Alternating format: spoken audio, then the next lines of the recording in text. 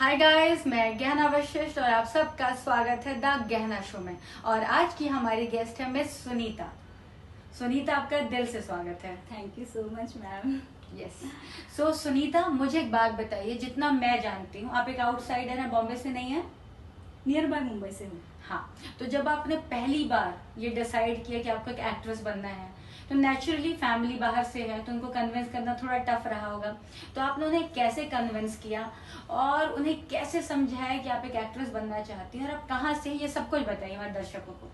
Actually मैंने घर पे ऐसे कुछ इन्फॉर्म ही नहीं किया था कि मैं क्या काम करी, बट उनको ये पता था कि मैंने कुछ 4-5 फिल्में की थी। मराठी फिल्म जैसे मेरे होम टाउन में शूट चलता था, तो वो मेरे होम प्रोडक्शन टाइप ही लोग थे, मेरे रिलेटिव्स में थे, तो मुझे वहाँ पे कोई दिक्कत ही नहीं आई। बट क्या होता है, इंसान जब एक फिल्मी दुनिया में कदम रखता है तो उसके सपने बड़े हो जाते हैं। तो मुझ में एक उम्मीद जाग गई थी कि यार अब तो मैंने 4-5 फिल्में कर रही है, तो मुझे बॉम्बे जाना चाहिए, कुछ और बड़े लेवल पे कुछ अच्छा काम करना चाहिए। तो बॉम्बे के बिना तो पॉसिबल ही नहीं होगा। तो तब तो मुझे फैमिली से सपोर्ट ही नहीं था, बट मैंने घर पे थोड़ा सा बता दिया था कि मुझे और काम करना है। तो घर वालों ने इतना दिल पे नहीं लिया, कि उनको लगा कि चलो बोल रही है तो कुछ नहीं। बट उसके बाद मैंने क्या किया कि झूठ बोल के मैं वहाँ से बैग लेके निकल गई और मैं वहाँ से पुणे गई। मेरी एक फ्रेंड थी साथ में, तो उसने बोला कि पुणे में अच्छा काम मिल जाएगा। पुणे में मैंने 2-3 जगह ऑडिशन दिए थे, बट मुझे वहाँ से ऐसा लगा नहीं कि हाँ मुझे कुछ काम मिलेगा। फिर मुझे कुछ बॉम्बे से 1-2 कॉन्टैक्ट मिले थे कुछ डायरेक्टर्स के, जो जी पे जिनके टीवी शोज आया करते थे मराठी में, तो मैं उनसे मिलने फिर बॉम्बे आ गई। मेरा एक मुँह बोला भाई था, वो मेरे साथ था। तब तो मैं नर्सिंग का जॉब करती थी, और जब मुझे फ्री टाइम मिलता था तब मैं फिल्म की शूटिंग भी किया करती थी। तो मेरी इतनी सैलरी नहीं थी कि मैं बॉम्बे आऊँ, यहाँ रहूँ, बट इतना नॉलेज भी नहीं था कि मेरे पास अगर 1000 ही रुपये है, 500-700 ही है, तो इतने में मेरा हो पाएगा, मैं 1 महीना निकाल लूँगी। क्योंकि बाहर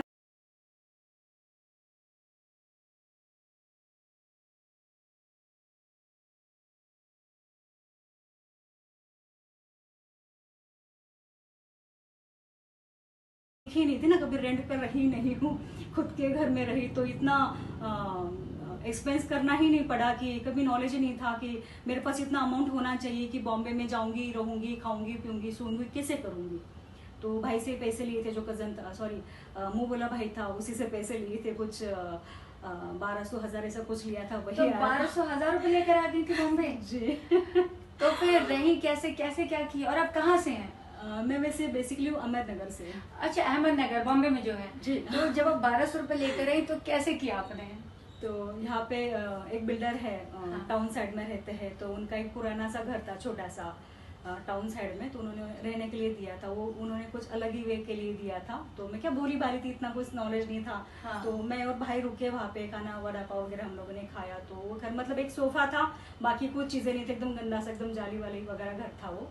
बट मुझे लगा चलो हम यहाँ पे रह लेंगे, और मालूम नहीं था ना कि गोरेगांव या फिर ये वेस्टर्न लाइन में ही शूट होता है, वो साइड में कुछ ना शूट होता है ना वो साइड कोई ऑफिस वगैरह, ऐसा कुछ नॉलेज नहीं था। वो तो बाद में जब इंसान धक्के खाता है तो अपने आप आगे आ जाता है तो पता चलता है।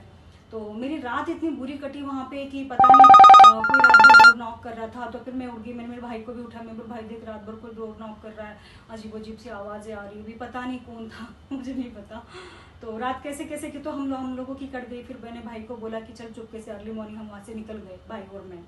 तो मढ़ में शूट चल रहा था मराठी टीवी शो का, तो मैं वहाँ ही डायरेक्टर से मिली। बट क्या थी, मैं तो न्यू थी, और इतना भी मुझ में टैलेंट, मतलब कुछ बोल ही नहीं सकती कि टैलेंट नाम की कोई चीज़ ही नहीं थी। थोड़ी बहुत एक्टिंग आती थी, बट इतना कॉन्फिडेंस लेवल नहीं था कि मैं कोई एक कैरेक्टर रोल प्ले कर पाऊँ। उस लेवल पे मेरा कॉन्फिडेंस लेवल नहीं था। बस इतना ही पता था कि मुझे बॉम्बे जाना है और काम करना है। यस, सपनों की दुनिया बॉम्बे शहर में तो आ गई। तो मुझे बताइए, आपको पहला काम कैसे मिला, और जो पहला काम मिला उसकी क्या सैलरी थी, और आपके चेहरे पे क्या खुशियां थी जो पहली तनख्वाह आपके हाथ में आई? खुशी तो बता नहीं सकती कि तब था 2014 का लास्ट मंथ, अक्टूबर दिसंबर के आसपास में कुछ आई थी। ठीक है। तब तो 250 भी बड़ा लगता था मुझे, क्योंकि मैं जो नर्सिंग का जॉब करती थी तब मेरी सैलरी 700-800 थी। तो मुझे एक ही दिन में 250 मिल गया, तो मैं सोचती थी यार चलो अच्छा है, मिल गया है, क्या हो बात जाएगा। है। और इतना दिमाग ही नहीं चलता था कि अभी देख मुझे जिस घर में मैं एज ए पीजी अभी रुकी हूँ, मुझे आका पे करना होगा या कैसे करना होगा। बट मेरा लक अच्छा था कि तब मुझे काम मिला, बहुत बड़ा रोल नहीं मिला, बट वन डे टुडे का जो होता है ना, हाय हेलो आओ जाओ वगैरह, इतना सा डायलॉग मुझे मिलता था। तो उसका मुझे मिल जाता था। अभी बाहर उनको कितना मिलता था वो मुझे नहीं पता, बट मुझे 250 मिला था एक ही दिन का। तो मुझे ऐसे ही महीने में कभी 5 दिन 10 दिन 15 दिन काम मिल जाया करता था।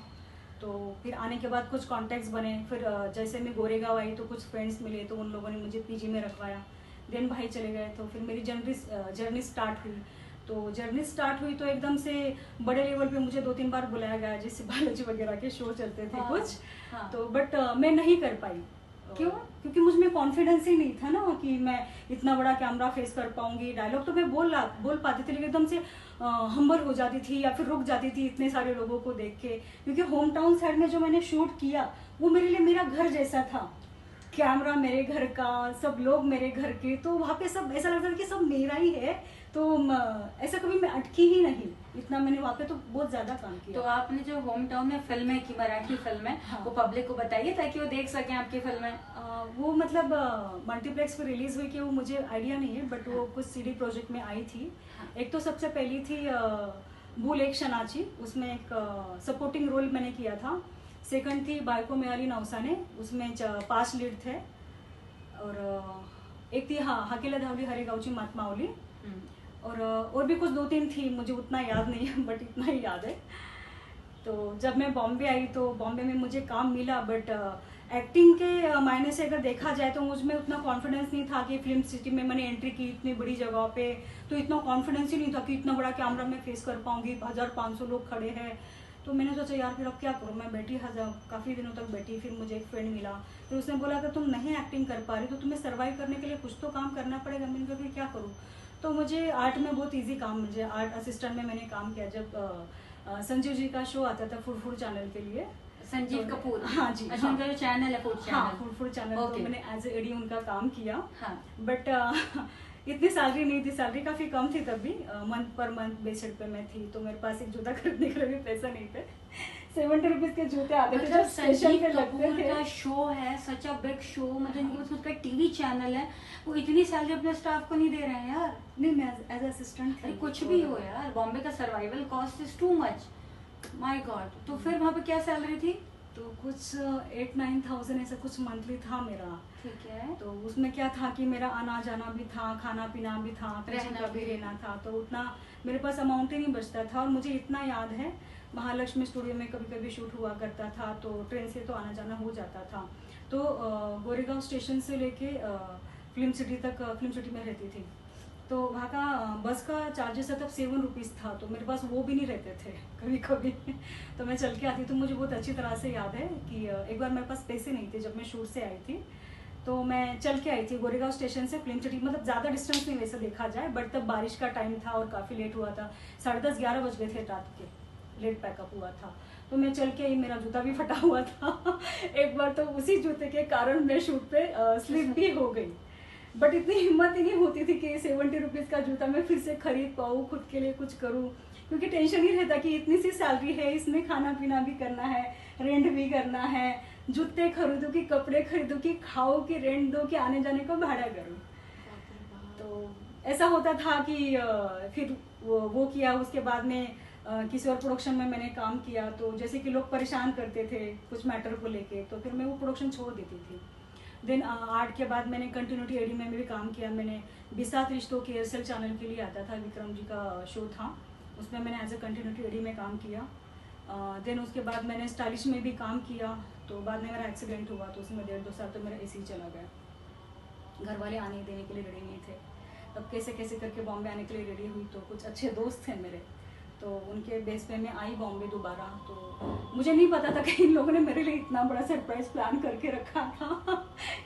कमीने दोस्तों ने लिटरली मुझे शॉर्ट फिल्म के लिए खड़ा कर दिया। मतलब जो लड़की सिर्फ टी शर्ट या फिर यहाँ तक लेंथ जो कुर्ती पहनती है, लिटरली तुमने उसको बिकनी पहना दिया। मुझ में हिम्मत थी, तब मैं इतना ज़्यादा परेशान हो चुकी थी ना कि मैं लड़ रही हूँ, लड़ने के बावजूद मैं आगे ही नहीं बढ़ रही, तो भी फ्रस्ट्रेट टाइप की हो गई थी। तो शॉर्ट फिल्म का काम मिला मुझे और उसमें बिकनी वाला सीन लग गया था। क्या नाम था शॉर्ट फिल्म करके सैप के लिए थी? द हेड स्टोरी करके एक था। हाँ। एक वेश्या एक बीमारी करके एक था। ठीक है। शॉर्ट फिल्म में तो वैसे मैंने 25 या 30 प्लस बोल सकते हो, बट मुझे लिंक्स नहीं मिले। क्योंकि कुछ लोगों की मेंटालिटी ऐसी है ना कि एक लिंक अगर इनको मांगो ना तो फिर कहते हैं कि आ जाओ घर पे, तुम्हें लिंक देते, ये है वे, खाओ पियो बत्ती बुझाओ। तो मैं नहीं गई, बट मुझे वाया वाया लिंक मिल जाया करते हैं। आज भी मेरे पास इतने सारे लिंक है नहीं, इसलिए मैंने प्रोफाइल में बहुत कम ऐड किया है। कि जैसे कि अगर मैं काउंट करूँ तो फिल्में मैंने 1 डज़न के आसपास, मैंने हिंदी और मराठी दोनों फिल्में मिला के 1 डज़न मैंने की है। बट जो प्रोजेक्ट रिलीज ही नहीं हुआ या फिर रिलीज भी हुआ तो उसका मेरे पास कोई लिंक नहीं है, तो मैंने उसमें कोई ऐड नहीं किया है। लोग पूछते हैं कि तुम्हें 8-9 साल हुआ, तुम्हें 8-9 साल में क्या किया। अब मेरे ग्रुप में ऐसी भी कई लड़कियां हैं कि जो 25-30 साल उनको हुआ है, उनके लिटरली 5-6 प्रोजेक्ट भी रिलीज नहीं है। अच्छा। उस मामले में, उस मुकाबले में मेरा काफी अच्छा है। तो सुनीता मुझे एक बात बताओ, जैसे आपने उल्लू ऐप के लिए सीरीज की है, बाकी ऐपों के लिए, तो वो सीरीज कौन कौन सी है, दर्शकों को बताइए। हाँ। जो वेब सीरीज की हुई जो है। फर्स्ट मैंने किया था मिष्टी किया था, जिसमें मैंने सपोर्टिंग रोल किया है और काफी अच्छी स्टोरी इंटरेस्टिंग है। और अभी रिलीज होगी, शायद इसी मंथ रिलीज हो जाएगा। देन उसके बाद मैंने गांव की गर्मी किया, सीजन 3 वो रिलीज हो गया है। हाँ। और अभी और एक मेरा आने वाला है, एज ए लीड में है मनमानिया। ये भी उल्लू पर है। हाँ, तीनों उल्लू पे है। और बाकी और भी किसी ऐप के लिए किया हाँ, आपने? बाकी और है, ड्रीम फिल्म के लिए 2 किए हैं, वो रिलीज हो चुके हैं। लवली।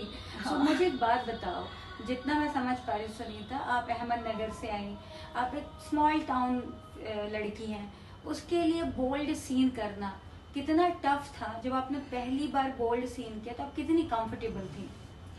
बिल्कुल कंफर्टेबल नहीं थी कि जब वो मेरा सीन था कि वो आता है, मुझे ऐसे ऐसे हाथ लगाता, ऐसे ऐसे मेरा वो सीन था कि मैं लिटरली अंदर से कांप रही थी, लेकिन बहुत मुश्किल से प्रे करी थी कि भगवान मेरा एक्सप्रेशन खराब ना हो। तो बहुत हिम्मत जुटाई, बट लकीली इतना तो अच्छा था कि जो मेरे आर्टिस्ट थे कि वो अच्छे थे, ठीक ठाक थे, नॉट बैड बोल सकते हैं। कि चांस मारने की कोशिश तो ऐसे हर कोई करता है, बट ऐसे बहुत कम रेयरली निकल जाता है कि सपोर्टिंग करते हैं। तो उतना सीन मेरा होगा, चलो कट होगा तो मेरी जान में जाना भी, चलो यार ये सीन होगा। और मुझे नहीं पता कि इसके बाद तो मेरी बिकनी उतरने वाली है। अच्छा, तुम्हें बताया नहीं गया था? नहीं, जैसे जब कैरेक्टर की ब्रीफ दी गई नहीं, तो ये नहीं बताया गया था कि बिकनी उतरने वाली है? नहीं। बट ये तो चीटिंग है। हाँ, चीटिंग है, बट उसमें गलती मेरी भी, मुझे पूछना चाहिए था। अभी मुझे बताओ, मैंने तुम्हें एक स्क्रिप्ट भेजी, हाँ। अब तुम सपने में तो तुम्हें आएगा नहीं कि तुम पूछोगी कि यार मेरी बिकनी उतरेगी, नहीं आएगा ना यार। और कोई भी लड़की सामने से तो नहीं पूछेगी कि आप मेरे कपड़े उतारेंगे क्या, नहीं ना। मतलब नहीं भी उतारना होगा तो शायद उसके मन में आ जाएगा, और नहीं भी करना होगा तो उसको क्या लगेगा कि ये हर जगह उतारती है क्या। तो ये काम आर्टिस्ट का तो होता ही नहीं है कि टू आस्क, ये तो प्रोड्यूसर, डायरेक्टर, स्क्रिप्ट राइटर या नरेटर का काम है उसे बताना है कि कितना बोल्ड है। नहीं बताया था? नहीं, इतना तो नहीं बताया था, बस इतना बताया गया था कि हाँ। कुछ इंटीमेट सीन है, बट मुझे नहीं पता था कि वहां जाके मेरी बिकनी उतरेगी। बट एक टॉप था जैसे बिकनी टाइप ही होता है, अंदर हाँ। से बिकनी थी, तो ऊपर का तो खुल गया था। मैं बोली भैया भी दूसरा भी खुल जाएगा तो मेरी क्या इज्जत रह जाएगी। मैं आगे खड़ी तो रह गई, वो हिम्मत करके ये भी करना ही है। तो मैंने सोचा अभी भगवान भरोसे जो होगा सो होगा, देखा जाएगा। बट अंदर की रही हूँ, खुला था, मतलब बैक शॉट ही लिया गया, जैसे कि इंटीमेट सीन है वगैरह वगैरह। हाँ। तो उसके बाद तो शॉर्ट फिल्में मैंने बहुत सारी की जिसमें बिकनी नहीं होती थी। बट देन फर्स्ट मैंने सैक्रेड गेम किया था। सैक्रेड गेम में मेरा बहुत छोटा सा सीन है, एपिसोड 5 में नवाजुद्दीन सिद्दीकी सर के साथ था मेरा, इंटीमेट सीन था। वो मेरा एक्सपीरियंस बहुत ज्यादा अच्छा रहा, क्योंकि मुझे सीरियसली नहीं पता था कि मैं एक वेब सीरीज के शूट के लिए जा रही हूँ। बस मेरा ये सीन था, मुझे ऑफिस से ये इसलिए कॉल आया था कि तुम्हें 500 रुपये मिलेंगे। मतलब नवाजुद्दीन सिद्दीकी सैक्रेड गेम्स की जितनी बड़ी आप सीरीज कर रही हैं और आपको सिर्फ 500 रुपए मिले। सुनिए तो सही बताती हूँ अभी का। हाँ। कि सीन ये था कि तुम अपने कुछ फोटोग्राफ्स लेके आओ। मैं बोले फोटोग्राफ्स मैं रखती नहीं, क्योंकि अभी तो जमाना बदल गया, कौन फोटोग्राफ रखते हैं। Exactly. तो उसमें सीन ये था कि बस तुम्हारे फोटो ऐसे फेंकने, मतलब सीन में वैसा जाना था। तो बोले इनका तुम्हें 500 मिलेगा। मेरे पास एग्रीमेंट आज भी पड़ा हुआ है, कहीं ना कहीं पे होगा। तो बोले ठीक है। मैंने कहा चल ठीक है यार, सीन में तो आ जाएगा, 500 क्या मायने रखता है। मैं चली गई। अब गई तो बोले ठीक है तुम कल आ जाना ऐसे एड्रेस पे। मैं पूछ भी रही हूँ कि किस लिए आए, कुछ बताओ तो सही। बोले आ जाओ, तुम्हारा जरा मिलवाना है किसी से। अभी गई मैं सेकंड ईयर, सीधा मैं वैनिटी के अंदर, मेरा मेकअप वेकअप पूरा मैंने भैया चल क्या रहा है। मैंने कहा चलो अच्छी बात है, शूट लग गया। मैं जैसे ही बाहर निकली, मैंने नवाजुद्दीन सिद्दीकी सर को देखा, मैं शॉक रह गई। मैंने बाप रे अब क्या होने वाला है। और मैंने जो एग्रीमेंट किया था फैंटम के साथ में, कि उसमें क्लियरली मेंशन था कि न्यूड सीन है करके। बजट अच्छा मिला उसमें। क्या था बजट? 35,000 कुछ मिला था। Wonderful. बट हाँ, और उसके बाद 2 दिन हमें बुलाया गया था, बट हमारा सब सीन नहीं लगा। शायद सेकंड एपिसोड में, सेकंड सीजन में हमारा आना था। बट बाय लक पता नहीं मैं क्यों रिप्लेस हुई, रिजेक्ट हुई, भगवान जाने, में कुछ नहीं पता। बट अगर सेकंड सीजन में भी अगर मैं आती थी तो मेरा लक सच में आज कुछ और ही था। तो मुझे एक बात बताइए, जो नवाज के साथ जो आपने सीरीज की सेक्रेट गेम्स, हाँ। उसमें आपको 500 मिले हैं या 35,000 मिले हैं? नहीं, वो 35,000 मिला क्योंकि सीन चेंज हो गया ना। और मतलब आप गए 500 के लिए, आपको 35,000 मिले हैं। अमेजिंग। हाँ। तो वो सीन क्या है, एक्चुअली वो न्यूड है? नहीं, वो ऐसा एग्रीमेंट में मेंशन था कि न्यूडी होगा। हाँ। बट स्क्रीन पर मैं टॉपलेस हूँ। बट नवाजुद्दीन सिद्दीकी सर मेरे ऊपर थे, हाँ, हाँ। कवर हो गई मैं। हाँ। तो मेरा अपर कुछ भी पोर्शन नहीं दिखा है। ओके। बस फेस दिखा है, फेस के एक्सप्रेशंस दिखे हैं। तो दोस्तों सेक्रेट गेम्स देखिए 5th नंबर एपिसोड। हाँ, एपिसोड 5 सीजन 1। सीजन 1 में 5th नंबर एपिसोड पे आपको सुनीता जरूर देखने को मिलेंगे। तो एक्सपीरियंस अच्छा रहा? बहुत ज्यादा बढ़िया। तो आप उन लोगों के टच में क्यों नहीं रहती यार? इन लोग, ये इतने बड़े लोग हैं, आप कहीं ना कहीं काम कर सकती हैं, क्यों नहीं रहती इनके टच में? अब नहीं होगा। अब नहीं होगा? हाँ। ऐसा कुछ, इस पे कोई इंसिडेंट आप शेयर करना चाहेंगे?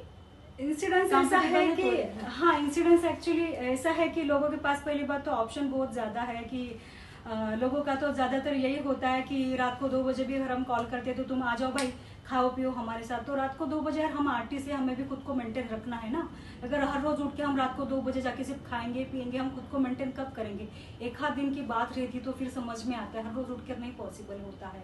और इन लोगों के पास ऑलरेडी बहुत ज्यादा डाटा है, तो इनको कोई फर्क नहीं पड़ता है तुम आओ ना आओ, जाओ, कुछ नहीं, कोई फर्क नहीं पड़ता है। तो बाद में मैंने बात भी की थी कि क्योंकि अनुराग सर थे, अनुराग कश्यप सर थे, कि तब पैकअप हुआ था तब बोले भी थे कि शायद तुम्हारा कंटिन्यूटी जाएगा। तो मैं बहुत खुश हुई कि माय गॉड, फिर से नवाजुद्दीन सिद्दीकी सर के साथ काम करने को मिलेगा। अनुराग कश्यप जैसे इतने बड़े डायरेक्टर है, फैंटम प्रोडक्शन है, Sacred Games, my God. But luck को मंजूर नहीं था शायद, तो सीजन 2 में मेरा नहीं हुआ, मतलब मुझे कॉल तक नहीं आई। तो मैंने कहा चलो ठीक है, शायद किस्मत को यही मंजूर था। बट उसके बाद भी मुझे वेब सीरीज का काफी काम मिला, बोल्ड में ही मिला। मैंने कभी सोचा भी नहीं था कि मैं इस लेवल तक बोल्ड कर पाऊंगी कि मैं टॉपलेस भी कर सकती हूँ। मैंने अपर न्यूड सीन दिए हैं, बैकलेस दिया है, जैसे कि मूड एक्स के लिए किया है काफी। तो मूड एक्स के लिए कौन सी सीरीज की है? मैंने कुल टैटू की है। दोस्तों मूड एक्स पे आप कुल टैटू इनकी जरूर देखें, कैसा रहा एक्सपीरियंस काम करके? बहुत ज्यादा बढ़िया। हाँ। और उनकी पेमेंट वगैरह अच्छी होती है? Eight a time same day मुझे मिला। लवली। तो आपने ऐसी कितनी बोल्ड सीरीज की हुई है? 9-10 की है, 10-11 शायद। नाम बताना चाहेंगे दर्शकों को? हाँ, एक तो सेक्रेट गेम था। हाँ। और सिने प्रेम का शिलाजीत था, उसमें तो ज्यादा बोल नहीं था, उसमें बिकनी तक ही था। सिनेमा दोस्त एप्लीकेशन के लिए देसी बिकनी गर्ल्स का मैंने किया था। ड्रीम फ्लिप्स के लिए 2 की है। कुल टैटू का 2 सीरीज है इनका। उल्लू के लिए 3-4 है। तो और शायद मिस हो गई होगी एक हाथ दो, तो ये मतलब सारी ऐसे 10-11 मिलाकर एकदम। हाँ, ये बोल्ड नहीं है, ये टॉपलेस है, बैकलेस है। मैंने लोअर पोर्शन आज तक किसी ने भी नहीं दिखाया है, और कोशिश यही करूंगी कि मैं लोअर पोर्शन ना ही दिखाएं, क्योंकि इतना भी कोई बजट नहीं मिल रहा है। या फिर हाँ। अगर कुछ बैनर के लिए अगर मुझे मिलता है तो बिल्कुल सोचेंगे। करेक्ट, जब इतना बड़ा बैनर है तो एक बार सोचा जा सकता है, पर जहाँ ना नाम मिल रहा ना हाँ। पैसे मिल रहे तो क्या फायदा करके। मतलब तो सुनीता मुझे एक बात बताओ, जैसे आज आप इंडस्ट्री में 9-10 साल तो हो गए आपको। हाँ। तो जो कास्टिंग काउच वाले जो लोग होते हैं, है ना, जो हर जगह ऐसे घूम रहे होते हैं कि भैया मिल जाए मिल जाए मिल जाए, ऐसे प्रसाद है भाई जो सबकी मिल जाए, तो इनके बारे में आप क्या कहना चाहेंगे? एक्चुअली मैं तो ये कहती हूँ ना कि कास्टिंग ना बंद ही कर दो। जोर से। एक्चुअली मैं ये कहना चाहूंगी कि ये कास्टिंग का जो सिलसिला है ना, ये ऑफ ही कर दो। ये प्रोडक्शन से ही चीजें होनी चाहिए, जबकि प्रोफाइल है। मैं तो एक चीज मेरे समझ में नहीं आती है कि प्रोडक्शन वालों के पास भी नंबर होते हैं। हाँ। जबकि आजकल में जितनी मेरी प्रोफाइल जा रही है ना, तो मेरा मैं डायरेक्ट रिजेक्ट हो रही है या फिर रिप्लेस हो रही हूँ। अभी मैंने रीजन पूछा तो मैं 2-3 लोगों ने मुझे बताया नहीं। तो एक फ्रेंड था मेरा अभी रिसेंटली मुझे, जहाँ पे उसने बोला कि नहीं हुआ तुम्हारा। मैं भाई मुझे रीजन तो बता नहीं कि क्या मेरा है। मैं 30+ हूँ, तो 30+ के आज के डेट में सारी से ज्यादा मिनिमम काफी आर्टिस्ट है ना। मैं ही थोड़ी ना हूँ कि जो 30+ है, जो रिप्लेस हो रही है या रिजेक्ट। मुझे कुछ तो पता चले मेरे अंदर क्या कमी है, तो मुझे पता चले तो मैं कुछ करूँ ना उसके लिए। करेक्ट। तो कहते हैं कि नहीं स्मिता, बात यह है कि मतलब बता तो सही, कुछ बोलेगा तो मैं समझ। बोले सब लोग तो मैं जानते। तो बोले ठीक है, अगर प्रोडक्शन में मेरा नंबर ही है तो तुम प्रोडक्शन कास्टिंग वालों के थ्रू क्यों आते हो? तो आप डायरेक्टली कांटेक्ट करो ना। ये बात समझ में नहीं आती। फिर ये क्या सेंस बन जाता है कि इन लोगों के पास ऑलरेडी कांटेक्ट है, फिर भी लोग चाहते हैं कास्टिंग वाला ही तो लेकर क्या आए। जवाब दिया उसने कि आपका क्यों सिलेक्शन नहीं हो रहा? क्योंकि आपको सब जानते हैं, इसलिए जानते काम नहीं हैं, दे रहे। हाँ, इसलिए काम ये नहीं दे आंसर रहे। है ये। हाँ, उनका तो यही आंसर था।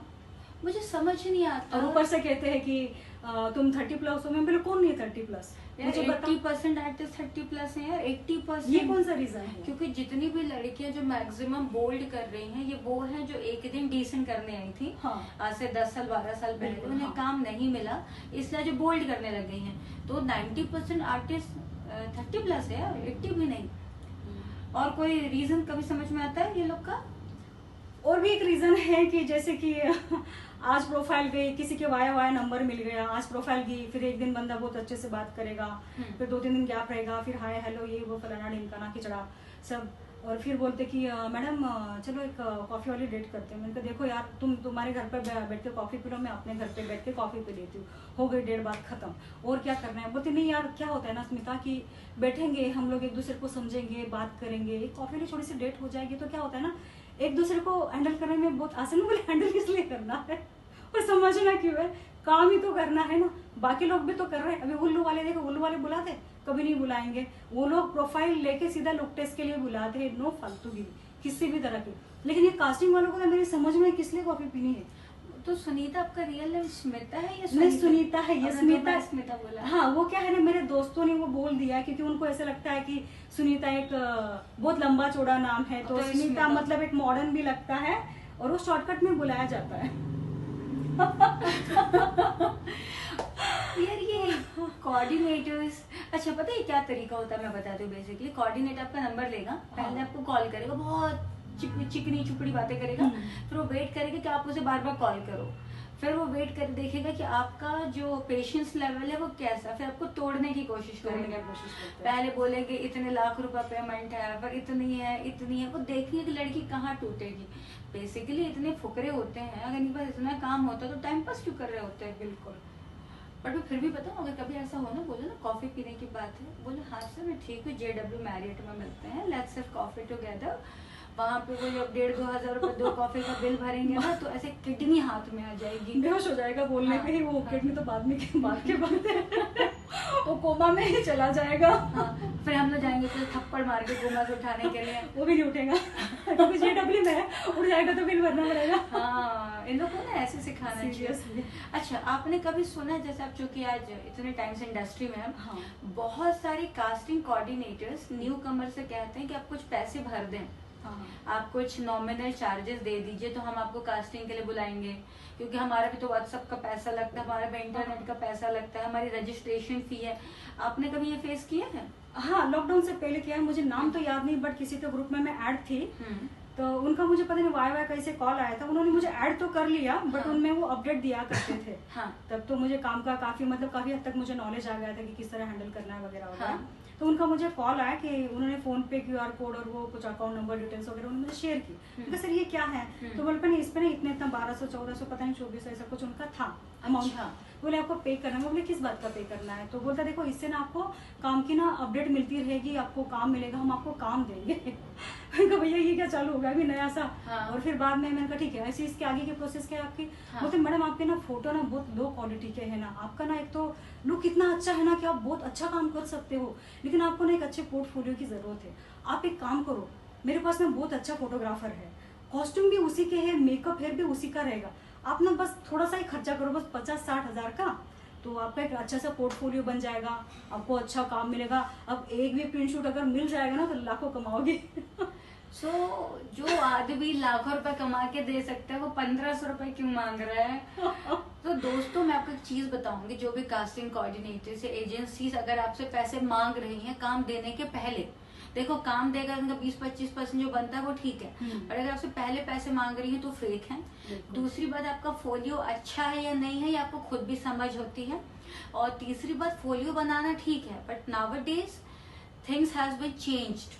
आज की डेट में आपको काम आपकी फोटोज से नहीं मिलता, आपको पर्सनली जाके मिलना पड़ता है, वो आपको देखते हैं, और या तो आप अपना काम सामने दिखाते तो आपको काम मिलता है, फोटोज रख के उस पर भर भर के एडिटिंग करके काम नहीं मिलता। तो इन सब चक्करों में ना पड़े। अच्छा सुनीता, मुझे एक बात बताओ, जैसे कभी ऐसा हो कि किसी प्रोडक्शन हाउस के आपने काम कर लिया हो, उन्होंने पहले बोला हो कि आपको 7 डे पैसे मिल जाएंगे, या कहा हो कि आपको 3 महीने बाद पैसे मिलेंगे, या फिर आपको चेक दे दिया हो, चेक भी बाउंस हो गया हो, ऐसा कभी हुआ आपके साथ? मेरे पास गिनती के 20 से 25 चेक पड़े हुए हैं। 20 से 25 चेक? हाँ, लॉकडाउन से पहले की बात है। जैसे कि मैंने बताया ना कि मैंने हिंदी और मराठी मिला के, मराठी का तो छोड़ ही देते क्योंकि वो घर का प्रोडक्शन था, तो आपको पैसे मिलने का कोई सवाल ही नहीं पैदा होता। बट उसके बाद जो मैंने काम किया था, जो फिल्में की थी, जो भी काम किया था, उसका एक का भी मुझे 1 रुपया नहीं मिला। और जितने भी चेक दिए थे, या तो उस पर साइन गलत था या फिर कुछ ना कुछ इश्यू था, तो वो सारे चेक आज भी मेरे पास मैंने संभाल के रखे हुए हैं। और एक लास्ट जो चेक था वो काफ़ी बड़ी अमाउंट का था, जो एज अ सपोर्टिंग के लिए मुझे साइन किया गया था।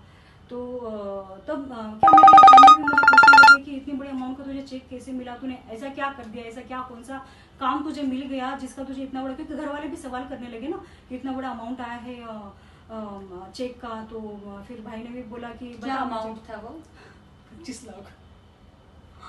25 lakh? My God. Supporting role के लिए साइन हुआ था। ठीक है। कोई आर्यन करके कास्टिंग वाला था, और कोई हिंदी फिल्म के लिए मेरा साइनिंग हुआ था एज अ सपोर्टिंग रोल के लिए, जिसमें मेरा रेप सीन था, काफ़ी न्यूड सीन वगैरह थे। तो उन्होंने बोला था कि एडल्ट सीन हो गए तो ऐसा ऐसा रहेगा। उनका ठीक है, चलो अच्छी बात है। अब मुझे भी मिल गया 25 लाख का चेक, तो मैंने भी सपना देख लिया कि चलो यार अभी मैं सबसे पहले ना घर खरीदूंगी। तो वो cheque at a time bounce हो गया, उसका मैसेज मुझे आ गए। तो जब मैं चेक लेने गई तो वो मेरे भाई थे, मेरे भाई के साथ में थे, क्योंकि उनको देखना था कि ये हुआ है क्या है, मतलब उन्होंने पूरी डिटेल निकाली उसकी।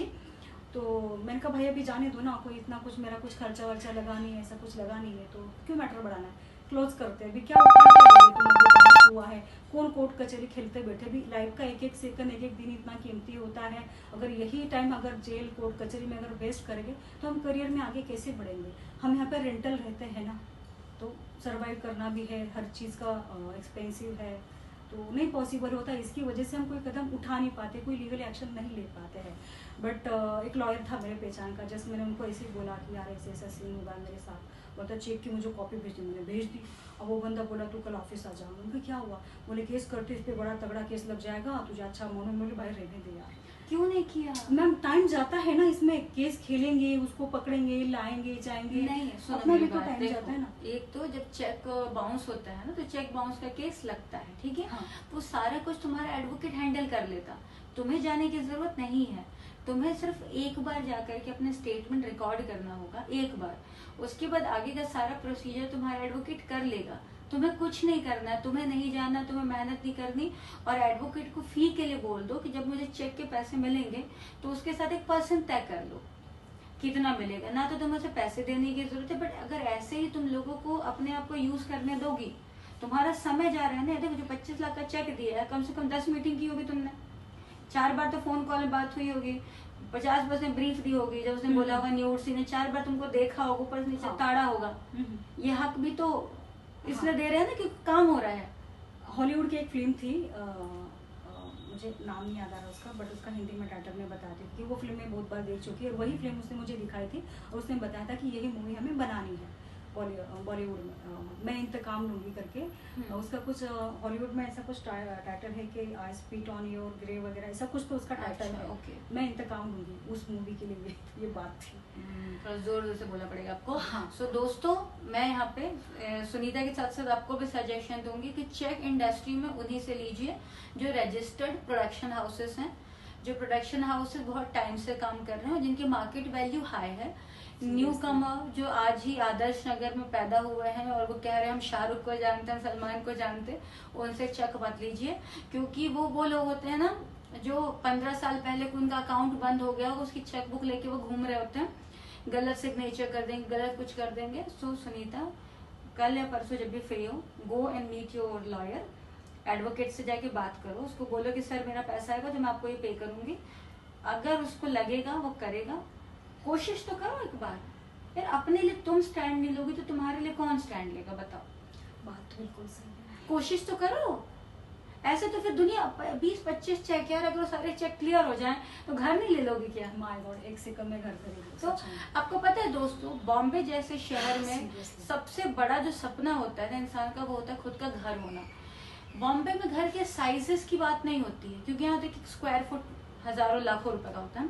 यहाँ कीमत होती है आपके सर के ऊपर एक छत का होना। बिल्कुल। कितना ही छोटा हो, कितना ही कुछ हो, छत होनी बहुत जरूरी है। Take stand Sunita. अच्छा सुनीता, मुझे एक बात बताओ, अभी आपने कैटलॉग भी किया है, राइट? हाँ। तो जो आपने सूरत में कैटलॉग किया था, उसके वो जब मुझे इंसिडेंट बता रही थी, क्या वो पब्लिक को बताएंगे कि क्या हुआ था? बिल्कुल बिल्कुल, ये सूरत का मैटर नहीं, ये बड़ौदा का मैटर है, गुजरात अच्छा। का। ये शायद मुझे ईयर याद नहीं है, बट आई थिंक 2015 या 16 के बीच की बात है। मेरी एक फ्रेंड थी, हेयर ड्रेसर थी, उसके थ्रू मुझे प्रिंट शूट मिला था। जोर जोर से। मेरी एक फ्रेंड थी हेयर ड्रेसर, तो उसके थ्रू मुझे प्रिंट शूट मिला था।